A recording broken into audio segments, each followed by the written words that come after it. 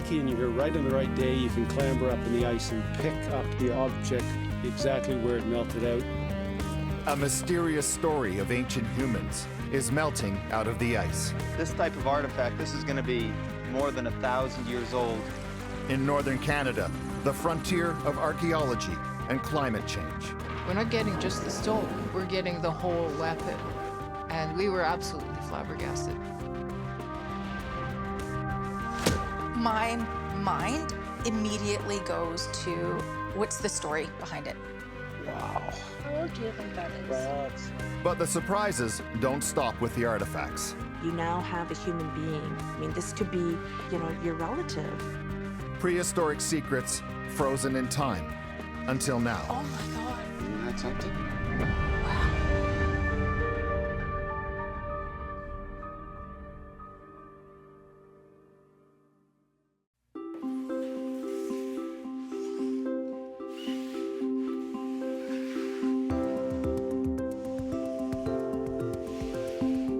In a government lab in the Yukon, a collection of ancient hunting tools that holds the secrets to a missing chapter of human history. This one here is my particular favorite, and I don't know if you can see this, but this small segment, about 3 inches long, it's got a couple of twists of sinew on it and parts of a feather that are still wedged underneath that sinew. This is actually the piece that started the whole ice patch phenomena. When we got the radiocarbon date back at 4300, it's just all the lights went on, and we saw that this was one of the oldest preserved organic artifacts found ever in Canada.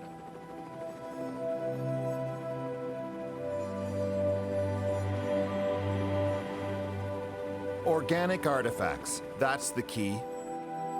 Wood and feathers and sinew that otherwise would have rotted away centuries ago. Instead, they were preserved in the southern Yukon's ice patches. But what is an ice patch anyway? And how is it different from a glacier? We've lost about 10 square kilometers worth of ice. The really big difference is that glaciers move. For ice to move, it needs to be about 30 to 40 meters thick, so roughly 100 feet or more. And when the ice is that thick, because of its own weight, it deforms under its own weight and it starts moving. So in the 1960s, they had a little kind of research camp up here. Behind us we have a crashed Cessna aircraft. This crashed probably about 50 years ago. When I first worked here about 10 years ago, it was about 1 kilometer up glacier from here. The moving glacial ice has actually carried the plane wreck down to this spot. If that plane had crashed on an ice patch, it would have remained in the same place. So on ice patches, because they're not moving, the material that falls on the surface really becomes preserved in place. And things can be preserved for thousands and thousands of years. So ice patches can be big, but not as big as glaciers. And they've been sitting in the same place for thousands of years. That is, until now. Their rate of melting is unprecedented. And while the rapid thaw is scary for climatologists, Greg Hare and Christian Thomas have chanced across an entirely new scientific discipline, ice patch archaeology. Chris was just walking along the edge of the ice for about 3 meters from the edge of the ice here, and he found a dart shaft that has melted out of the ice and looks like perhaps it's been caught in the meltwater channel and moved in several pieces down to where we see it now. When you look around this landscape, there's no trees, so the only way for a substantial piece of wood like this to get up here is for someone to actually bring it up. So when we see wood, we automatically know it's an artifact. This type of artifact, this is going to be more than 1,000 years old. You wouldn't find this in a non-frozen site. That wood would have rotted away hundreds of years ago, so we know this is pretty fresh out of the ice. There's a good fit right there, Chris. Looks like it, perfect. Oh, good one, Chris, good eye. Another fragment of the dart. You know, people hypothesized that there were feathers on the end of these weapons. Actually finding ancient examples of the weapons allows us to know how people position feathers on the shaft so that we don't have to hypothesize. We can look to the collection and measure and see how they constructed these things and how they intended them to fly. The Yukon used to be an archaeological backwater. Then, suddenly, the artifacts were being disgorged, and Canada was leading the way and unraveling the many secrets of the melting ice. You might think what they have just found is an old arrow. It's not. It's a technology that predates bows and arrows by thousands of years. It's a hunting tool called an atlatl. An atlatl is a carved piece of wood that allows the hunter to hurl a dart with greater force over a greater distance than he could by simply throwing a spear.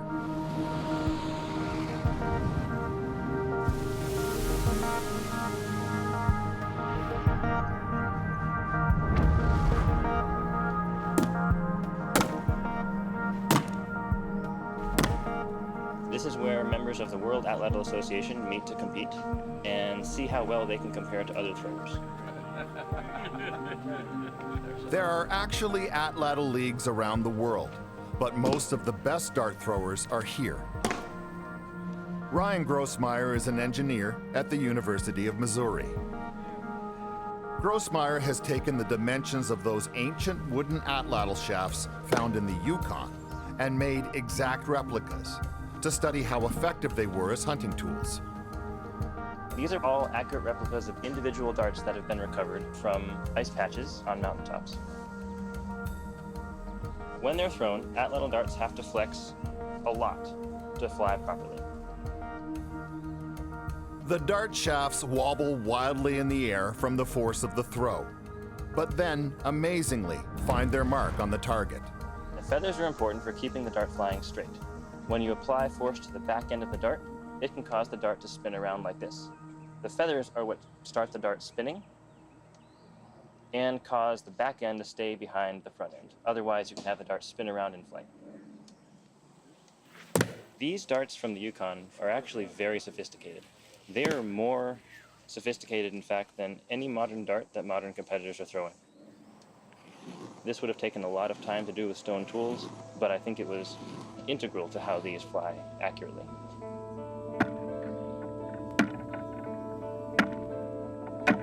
Okay, the official order. In terms of accuracy, there are competitors here today who can easily hit a dinner plate-sized target from about 20 meters. Ryan Grossmeyer. And that's definitely accurate enough to take down something like a caribou or any kind of deer.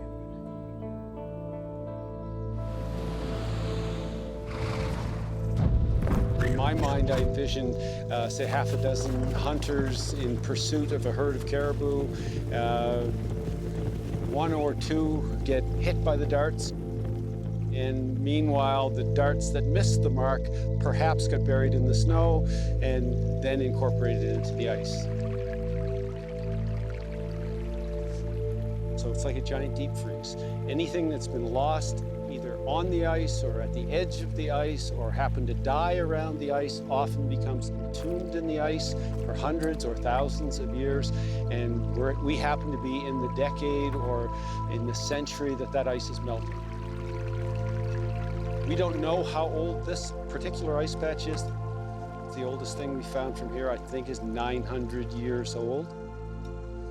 But other ice patches are as much as 9,000 years old. So it's a real window into the past. We have got a preserved record of ancient people's hunting techniques and traditions.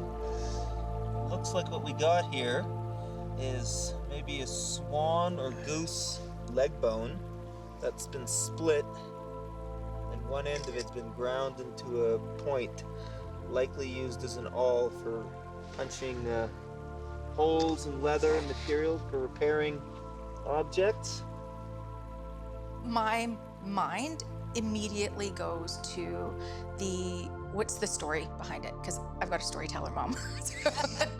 I always am like, oh, I wonder how did that get there? What's the story around the person who prepared it.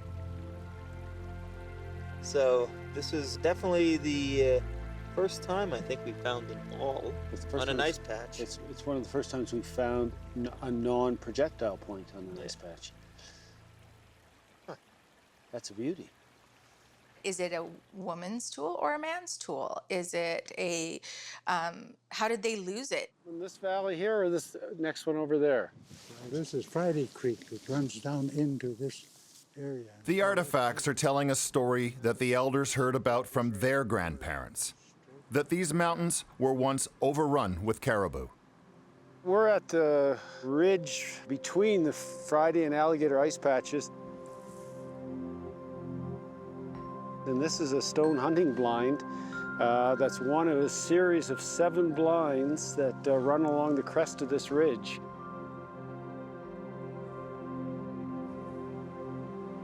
And I first came here in about 1999, and Art showed us where these blinds were. When did you first know about these blinds, Art? Oh boy, I can't, I was about 8 or 9 years old. Let's assume there were people behind each set of blinds, and the caribou or sheep would go through them, and then you'd shoot them with your arrow or your dart. We didn't find anything organic that we could date, but last year, 2 years ago, was the first time that we came here, and we found a couple of broken spear points. And from our work within the ice patches, we know that the spear points were used right up until 1,200 years ago, and they were replaced then by antler arrow points. And because we've got spear points right next to these blinds, we know they're older than 1,200 years old. Were there a lot of caribou up here? I don't know why, but they disappeared from this area in 1898. Because you ask the old timers about the caribou, they'll say there were so many caribou in those mountains back there, you think the whole mountain is moving with caribou. And the shit in these snow patches proves it. See all those dark streaks in the ice? That's all caribou dung. And when caribou biologists first found it in the mid-90s, it was stunning news. No one knew how it got there, because as far as anyone knew, the herds had disappeared a century earlier. It was amazing, like you could see as it was melting out the caribou dung, almost like it had been deposited days ago in some cases, quite fresh looking. So we knew that this wasn't some phenomenon in recent time, that it had to have been laid down by generations and generations of caribou. So we just said, well, we better collect some of it. As they were scooping up their dung samples, Don Russell and his partner found the pieces of what they thought were bits of an arrow shaft, and they took them back to Whitehorse. Then they said, first of all, it's not an arrow shaft, it's atlatl shaft. And then we could run a date on it because it looked like an arrow shaft. And I said, oh, that's pretty cool. Run a date, it comes back over 4,000 years old, and we, uh-oh. Right. I think the fecal sample that I collected was, I think, 1,600 years old, and the atlatl dart was 4,300 years old. So that kind of started the whole thing. And all of a sudden, we're not getting just the stone, we're getting the whole weapon. We're getting, you know, the spears with the stone points, the wooden shafts, and the feathers, and the sinew.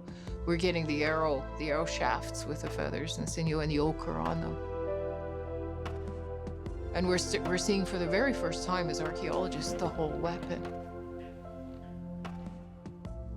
And we were absolutely flabbergasted.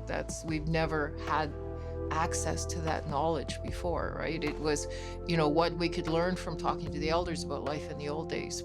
And all of a sudden, we have an arrow, we can date it. We know exactly that it's, you know, 150 years old or 300 years old. Or we can take a dart and say, oh no, this one's 6,000 years old. So we couldn't do that with stone, now we could. They could get an age on the artifacts because organic material can be carbon dated. Stone can't. The ice was melting, and at the base of the ice, sometimes on the surface of the ice, there were artifacts just lying around. And it was amazing that summer of 1999. It was every day the helicopter would come back with new, amazing artifacts that nobody had seen before. It was incredible. So the dung and the artifacts were very old. But a big question remained. Why were they finding it all up so high in the mountains? Why weren't the hunters simply killing animals in the valleys, where they didn't need to expend so much energy climbing?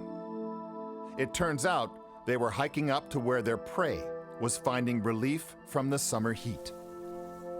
One of the things is that caribou are very well adapted for cold conditions and not very well adapted for warm conditions. So it's an opportunity to help them thermoregulate so that by congregating on the ice, by laying down on the ice, they can stay cool. But I think more important than that was avoiding harassing insects. See how those caribou are twitching like that? They're being harassed by the warble flies and the botflies. You can just see the whole animal shaking and shimmering to try to get rid of those. Yeah, it's only hot days in summer when you find them on the ice and snow patches up on the high mountains. We went up to an ice patch to get some water to drink on a hot day, and a big mountain caribou came right up to us. Yeah. And he didn't see us. His eyes were drooping and his tongue was hanging out. He was hot and he was bothered, and there was a cloud of flies. The warble flies is like a bee. It looks like a bee and it buzzes around like a bee and drives them nuts, but it doesn't bite them. It lays eggs on the legs, on the fur. As they hatch, little larvae would drill into the skin and go through the bloodstream up to the back. And then they just leave a nice little hole, which is okay. On a fur, you can't see the holes. Right. But on a piece of leather full of holes, not very many people can appreciate that. When they get onto the ice, those insects stay off to the sides. They can't fly. They don't congregate around the caribou. So the caribou get relief when they're on the ice. And then it's a question of if the caribou is 20 meters away or 40 meters away, can you hit it with the dart? Can you shoot it with the arrow? Do you have to get closer?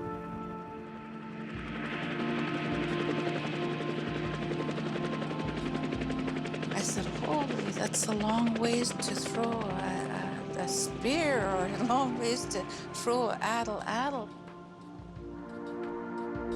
But to throw a good addle, you know, you got to put your hand back like that, and you have to have that momentum to be able to throw. That's technology. And that is experience. Imagine the anticipation each summer heading up here to see what these ice patches have to offer up next. But imagine, too, that the artifacts are your family heirlooms, left there by your ancestors. Each piece that is found carries with it a loaded double meaning.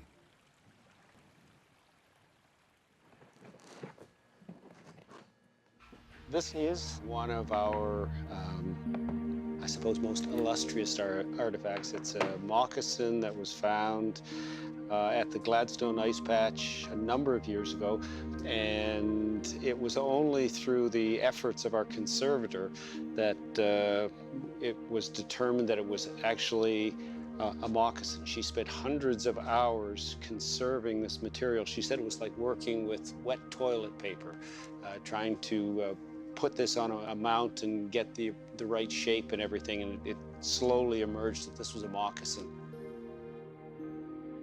This has been dated at, it's about 1,500 years old, and this is certainly the oldest moccasin ever found in Canada. The massive Gladstone Ice Patch is the biggest one in the Yukon, and it's been producing artifacts for years. Gladstone is in the traditional territory of the Southern Shoshone. In order for Greg to visit the ice patches, he has to get permission from the different First Nations whose members are eager to go up and take part themselves. Found this projectile point. Wow. How old do you think that is? Well, it's a tip for a throwing dart, and this part of the ice patch has actually produced a bunch of dart shaft fragments. They're all between 3,000 and 9,000 years old. So it's pretty hard to say what this is, but you can see it's pretty good quality chert. This is a really nice little stone point. The artifacts the items, the lance points or the addle points or the arrow shaft or arrow points that come out of these ice patches, they're just part of the story of this land. They're not the story itself. They're only one part of that story. They're part of that Caribou story. They're part of my grandma's life. They're part of my great-grandfather's life. And that has all given us life here to today. So when we look at some of those items and that, it's like, the stories are alive yet. The artifacts really help solidify that narrative, I think. And then for our younger generation, they are able to have that tactile proof that we have history here.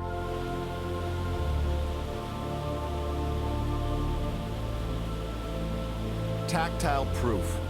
One of the key jobs for an archaeologist is to ground human history within the landscape, to reveal to us that people were here, and to tell us what they were doing.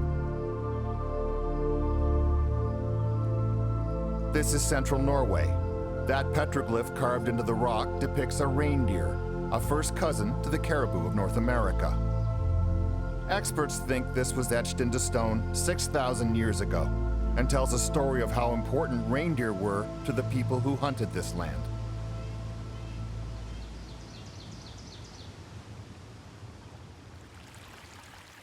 Past the tree line, up in the Dovre Mountains, the ice patches look incredibly familiar, just like the Yukon.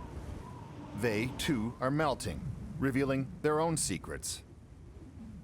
These really, in Norway and in the Yukon, these high mountain alpine locations are removed from the villages and the town centers and places where archaeology is usually done, and have not been very well investigated. And now for the first time we're seeing the importance of the margins, and we're seeing just how adventurous and how comfortable people were at high elevations.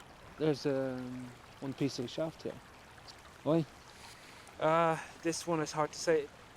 Could be 800 years old, could be until about 300 years old, somewhere between it. Martin Callanan is an Irishman who studies ice patch archaeology at the University of Trondheim. This spot lies between central Norway and the coast, and it was heavily traveled by people we now know as mountain Vikings. In the Middle Ages, in the late Middle Ages, they really started to use this place a lot. And I think it has got something to do with it is relatively close to the village, or to the village at that time. And that this was their local snow patch in a way.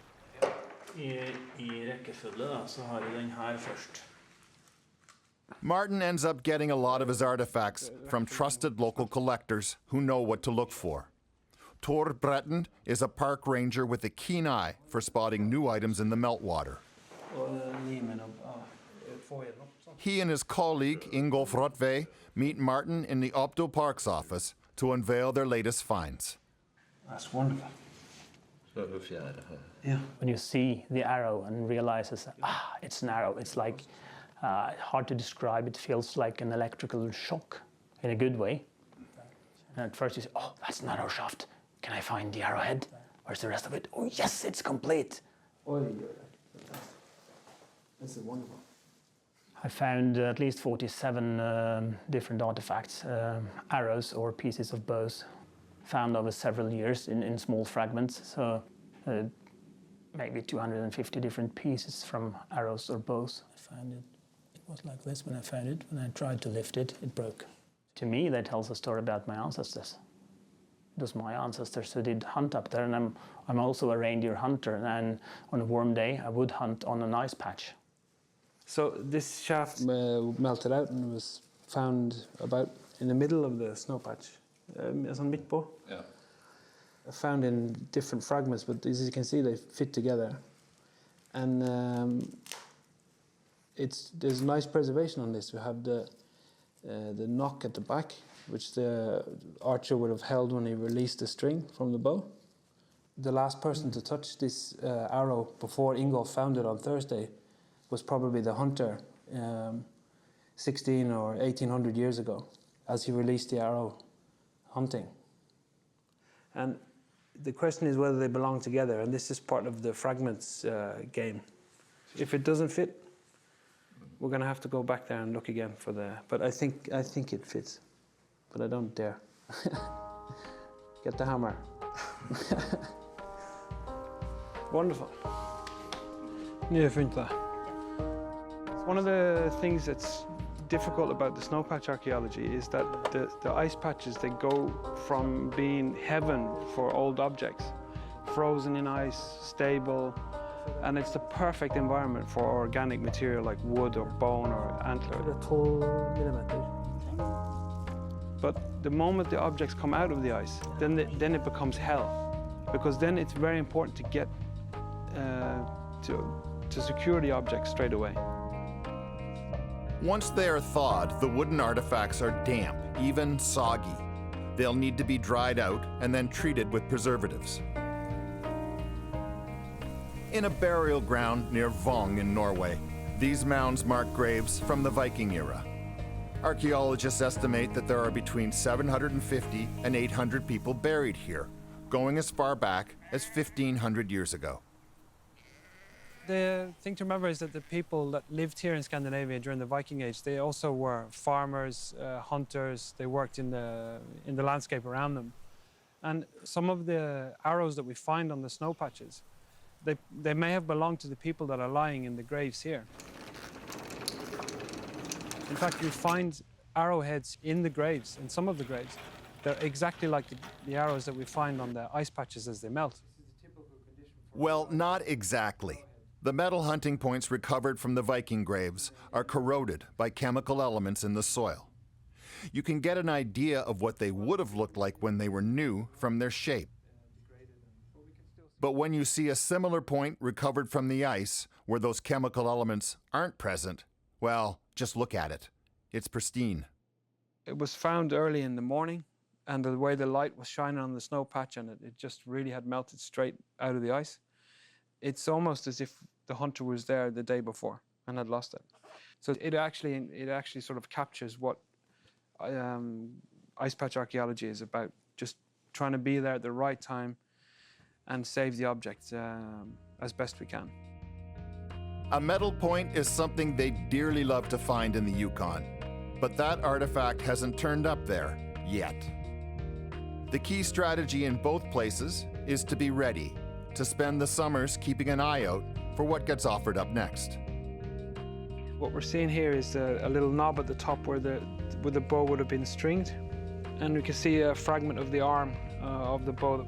Of course, it would have been much longer at that time, but the hunter would have held it perhaps here, and only this part has been preserved. Maybe perhaps this is exactly where it broke. So this may be one of those other moments where the hunter has strung his arrow, has drawn a string, and instead of loosening an arrow, the bow has cracked, and then it was discarded on the snow patch. So there may have been wailing and gnashing of teeth around this piece. In the 80s, there was 1 or 2 little finds. 2000, early 2000, 2003, it just explodes. It explodes in central Norway, in southern Norway. We start to hear news from Canada, southern Yukon. They've got hundreds of finds. And then we realize, wow, this is something very different. And I think that this applies to glacial archaeology as a whole, that we are everybody in a kind of a rescue mode. And we're trying to find the best way to document the things now, here and now. The real detailed research and study of these things is going to come, you know, decades and centuries in the future. This is research material, and this is material for archaeology, for archaeologists for generations. This is the front line of the archaeology of climate change. I think that there's a lesson we're being shown something here, that when 5,000, 6,000-year-old objects are starting to melt out of alpine ice, that something is changing in the mountain landscapes. And you know, there are lots of other indications around us. This is only one of many different signs that there is something changing in the nature that surrounds us. With the speed of climate change, people know now that anything could come out of the ice next. And with each discovery, the past speaks more loudly, more clearly, challenging us to interpret our human story in dramatically different ways.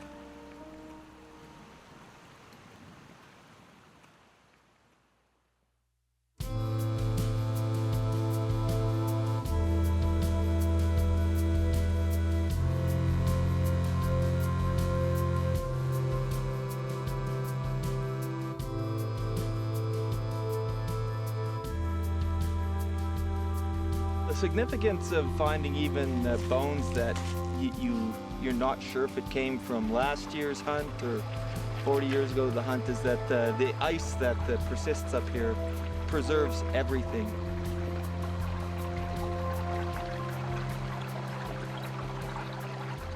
So this could be 10 years old, it could be 3,000 years old. You just can't tell from looking at it. You literally have to collect everything that you find and do the scientific tests later, because we found that these, when you collect everything, you create this incredible archive of animal life in the alpine that can be studied for genetics or trace elements. And you can really learn a lot about the past. We've got sheep, we've got caribou, we've got bison, we've got wolves, we've got bears. Basically anything that was living around the ice and died on the ice, even if it wasn't hunted by humans, could be preserved in the ice. Probably the best example we have is this sheep skull. We found this beside an ice patch a few years ago, and when we started to do the analysis on cut marks, we decided to radiocarbon date this one, and we sent in a very small sample, and this one turns out to be about 4,500 years old. So it's far older than we thought it was going to be, but it's the best example we have of someone in ancient times butchering one of these animals. So these are stone tool cut marks across the brow of this sheep skull. You know, people have in their mind the iconic spear points and arrow points and scrapers and those kind of things, but actually, when you get to an archaeological site and you're digging, you almost never find those perfect preserved spear points and arrow points. What you find are the waste flakes, the debitage that comes off when people are making stone tools. So this represents a very general archaeological site in the subarctic where you have hundreds, if not thousands, of waste flakes. And when I look at this collection today, it just pales in comparison to what we're learning from the ice patches or the quality of tools. And I think this is really typical for most archaeological sites in the subarctic.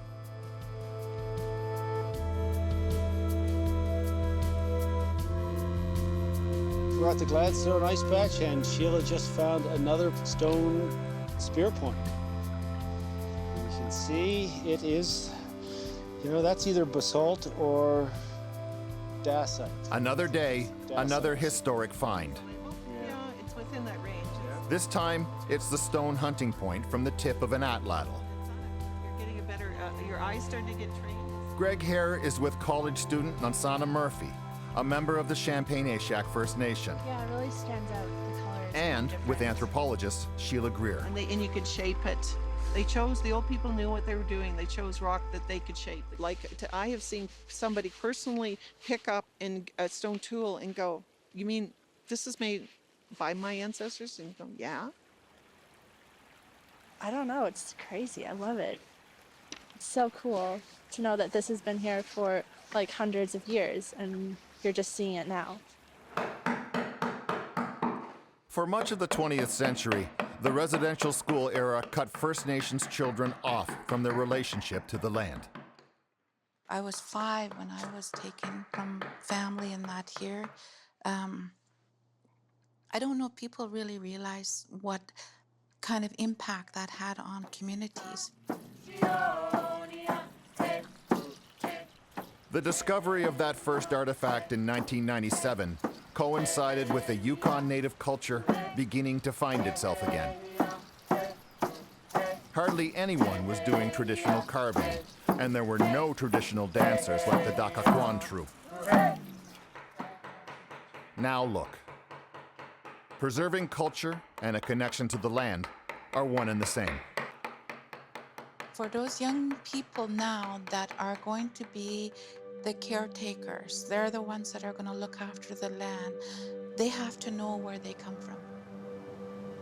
And we're trying to make sure that the young people that participate in ice patch work have that expanding knowledge of this land here that they call their homeland.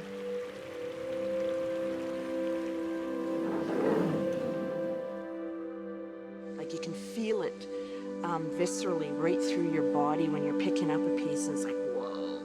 Like, which ancestor actually touched this? Like, who was that person? What did they look like? How did they live, you know?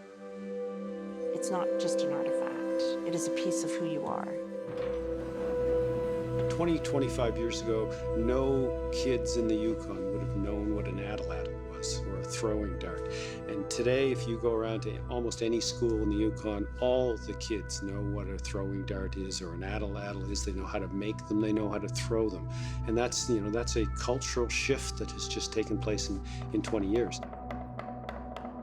The early ice patch discoveries also coincided with the Yukon First Nations signing their land claim agreements.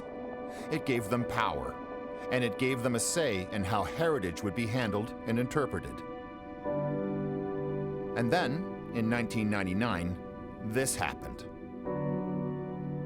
Some sheep hunters in northern British Columbia, just across the border with Yukon, found a body melting out of the ice.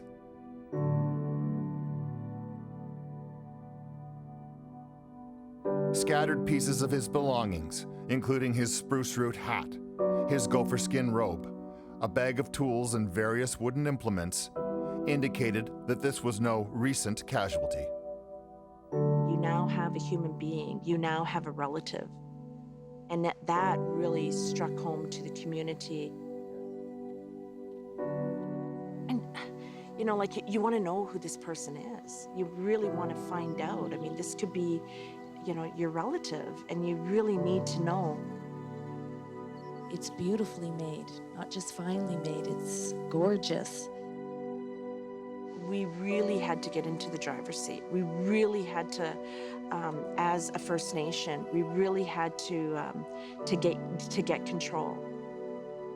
That was, I think, the biggest task that we had, to ensure that we're not going to allow people, scientists or whomever, to come and dictate to us or tell us how we were going to be treating our own relative.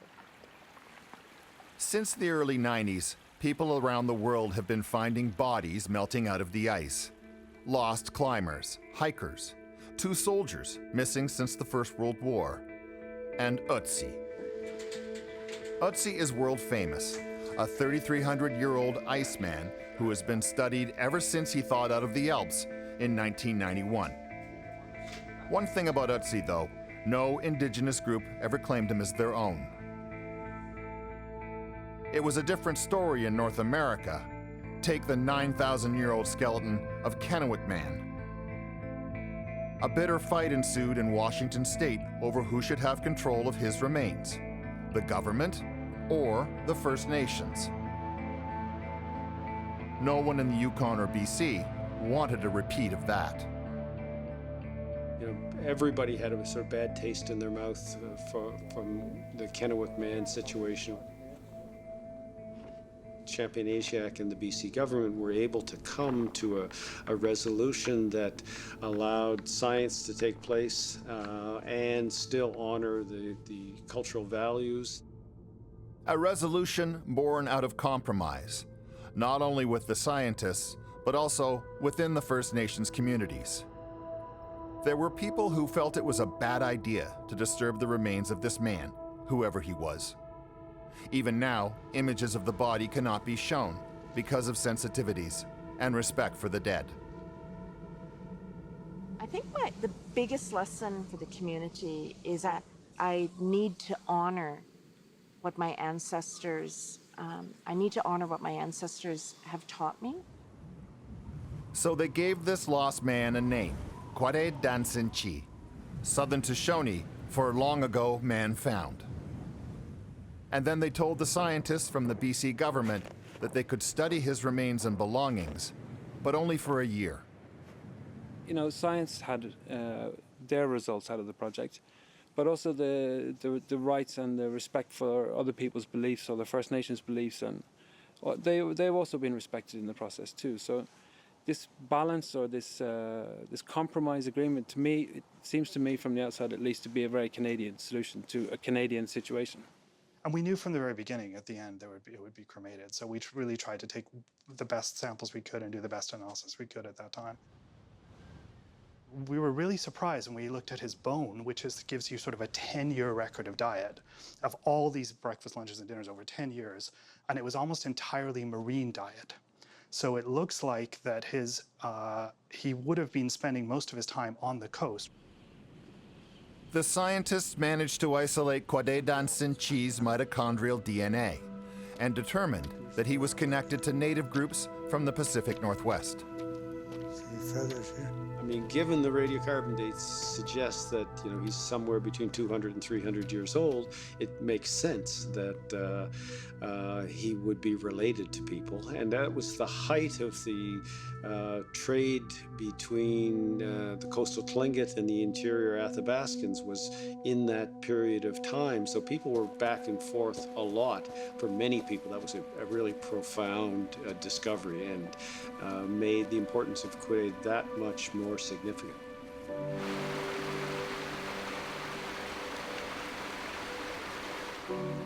Even more significant was news that Kwäday Dän Ts'ìnchi was related to 17 people who were living today. Makes you feel really solid, you know. Yes, we do belong. Yes, this is, you know, our traditional territory, and it just, it's right in your bones. It's in your blood, and you feel really good about it, you know. When we got the phone call from Pearl, it really, it affected me, and it stayed with me for a long time. I was curious about what he was doing up there, where he was going, what his history was, who his family was back then, and most of all, how he passed, how he died, and because he was found alone. That's where the scientific knowledge and the traditional knowledge, you know, they come together and they agree with each other, you know. So we buried his ashes back in the mountain of where he was found, and we did it in a very, we held a potlatch, and we did it in a very respectful manner of having elder advice from the coast and the interior. My personal belief is that he would have wanted to share with the world what he had to offer. No one really knows why Kwäday Dän Ts'ìnchi was crossing the ice towards the interior. But the message he delivered a few centuries after his death is profound for the people who live here now. That this vast and open wilderness has been a human place for a very long time.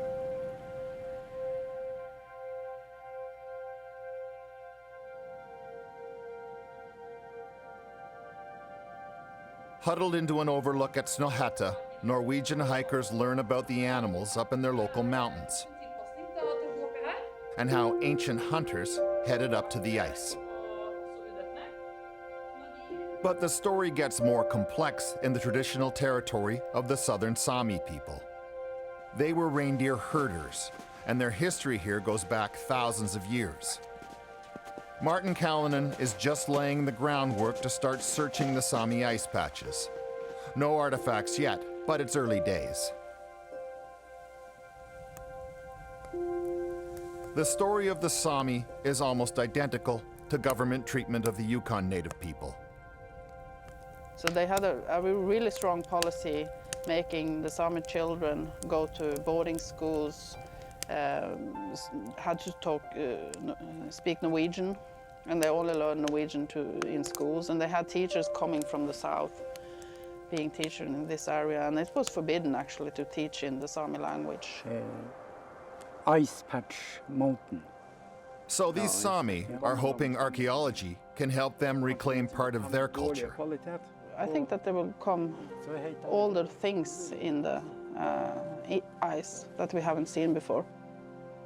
And I think this kind of findings will be a way to establish that prehistory and say that this is what happened.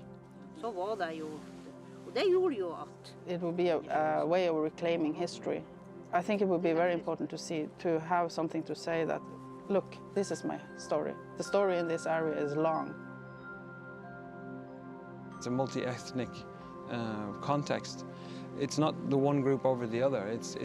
That is part of the job of archaeology, is to help to add the past as a quality to our life and try to weave in the past in our present. It doesn't really belong to one or the other group that are here today.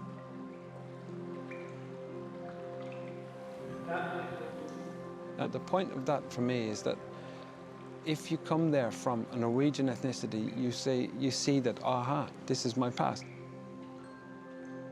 But it's also important to remember that Southern Sami also reach back into the past and say, aha, this is my past too.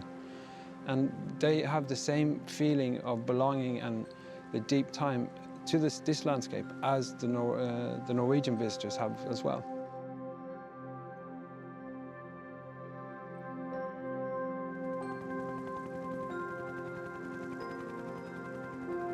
At times, it resembles a scavenger hunt. Over a good Yukon summer like this one, the discoveries just keep on coming. Okay, so we got 3 pieces of an arrow here. It's kind of interesting because these 2 broken pieces, one's the small end, so that's going to be at the proximal end of this arrow, and the other piece beside that is probably going to go at this side. So let's just see what we got here. It is a lovely straight arrow shaft. Put that back and let's see what these other pieces look like. Oh, look at that. That's the knocked end of the arrow. That's a beauty. Nice, nice, nice, nice, nice. Oh, really nice. I'm not exaggerating to say that most archaeologists would die and found they'd gone to heaven to be able to find something like this. Not just archaeologists, you know. Anyone. Have a nearly complete arrow. The opportunity to find something like this that's just melted out of the ice after 1,000 years. It's incredible. Greg Hare's team has learned that even the most inconsequential looking ice patches deserve attention. They know that in another age, hunters might have stalked there. It's one of those things that you would never have predicted, like when you're at university and you're studying things, you would never predict that the opportunities within archaeology would change so dramatically that you'd be involved in something that is kind of redefining the discipline. I'm just gonna take some video of the context here. Greg Hare is going to remove the artifact and we'll see what we got here.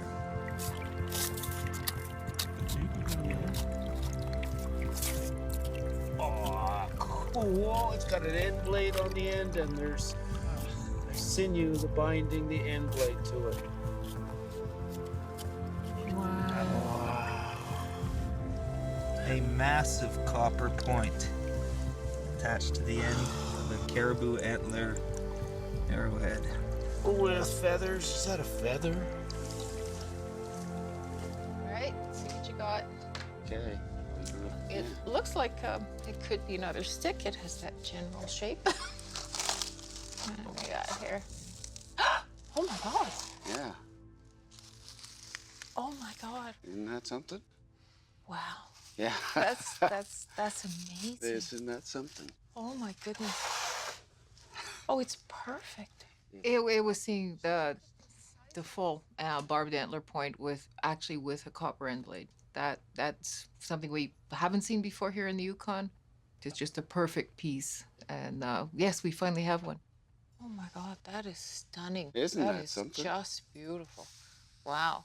This is our new poster child. It is. It has just been elevated to that. Look at this. The craftsmanship of this copper hunting point, attached with sinew to a barbed antler, is astounding. When the team ran carbon dating tests on it later, they found out it was 850 years old. Further tests showed that the point was processed from local copper nuggets, so the metal was not an outside trade good. Whoever lost this lost not just a weapon, but something of value, perhaps a talisman. There's an amazing story here, embedded in just this one piece. Bit by bit, the ice is giving up its secrets. We've only got one chance at this, 10 years from now, many of these patches may have either melted out or the artifacts that were present have melted out and they're gone now. So we've got this one opportunity and we're trying to make sure that we don't miss that chance.